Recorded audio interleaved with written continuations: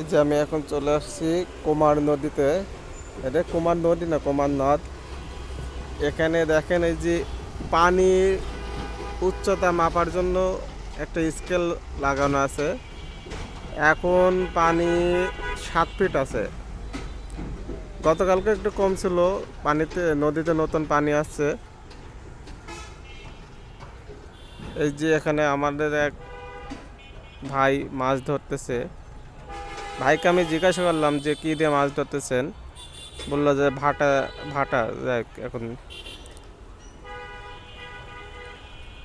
এই যে এটা আমি নদীর ধার দিয়ে অনেক সময় ধরে হাঁটলাম।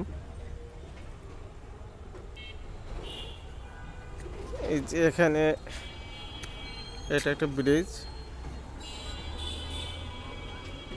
ভাই নদীতে হচ্ছে পানি হচ্ছে কি সবসময় হচ্ছে কেমন থাকে?